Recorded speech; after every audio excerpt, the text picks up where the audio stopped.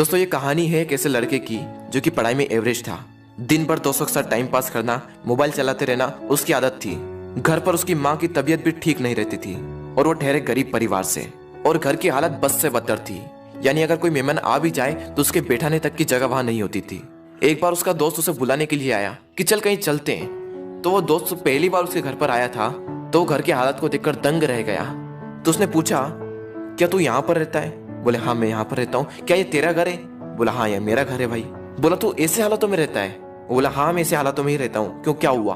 थोड़ी देर तक तो उसका दोस्त चुप बैठा रहा, लेकिन फिर वो बोला वाह वाह मेरे दोस्त वाह, तेरी घर की हालत बस से बदतर है।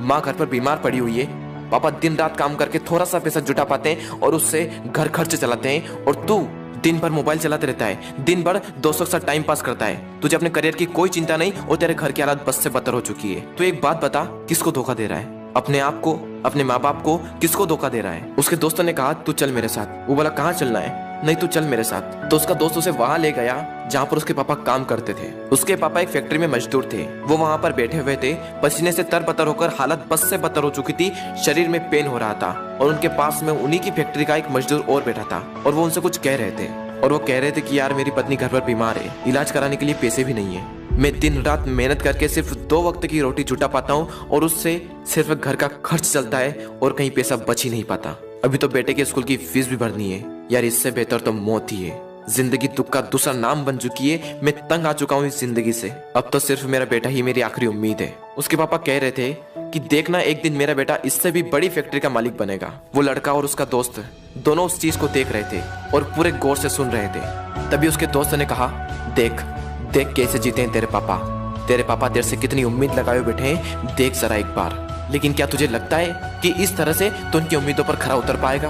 एक बार तो अपने पापा की हालत को देख कि कैसे जीते हैं, और एक बार तो अपनी हालत को देख कि तू कैसे जीता है। वो 2 कौड़ी का मोबाइल तेरे पापा से पढ़कर है, वो 2 कौड़ी की लड़कियां जो जिंदगी में सिर्फ कुछ पलों के लिए आती है और फिर चली जाती है, वो तेरे पापा से पढ़कर है। वाह मेरे दोस्त वाह, ये तो सिर्फ कुछ दिनों के लिए आएगी और फिर चली जाएगी। अरे बदल अपने हालातों को। यह सब देखकर और यह सब सुनकर उस लड़के के खून के आंसू टपक गए, और उसने उसी वक्त निश्चय किया कि जिस फैक्ट्री में मेरे पापा काम करते हैं, आने वाले 5 साल के अंदर अंदर इससे भी बड़ी फैक्ट्री का मैं मालिक बनकर दिखाऊंगा। और उसके अंदर से चीख उठी थी कि मुझे कंपनी का मालिक बनना है, एक बहुत बड़ी कंपनी का मालिक बनना है, नौकर नहीं बनना है। और जैसे ही उसके अंदर से ये चीख निकली, वो दिन के लगातार 10-10 घंटे पढ़ने लगा।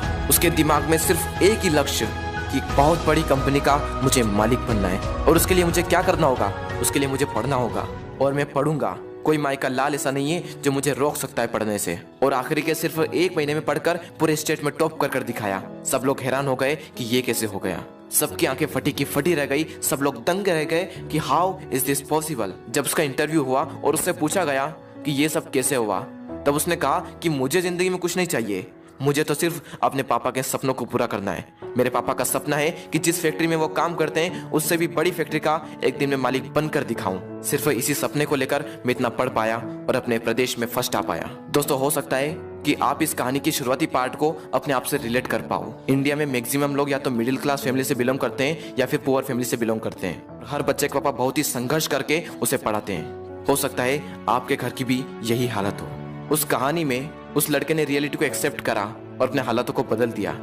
लेकिन क्या आप रियलिटी को एक्सेप्ट करते हो? क्या आप अपने सच को देख पाते हो, अपने हालातों को देख पाते हो, अपने आप को देख पाते हो कि आप क्या कर रहे हो और आपको क्या करना चाहिए? वो लड़का तो बहुत बड़ी कंपनी का मालिक भी बन गया, लेकिन क्या गारंटी है कि आप भी अपने पापा के सपनों को सच कर पाओ? क्या गारंटी है कि आप भी अपने हालातों को बदल पाओ?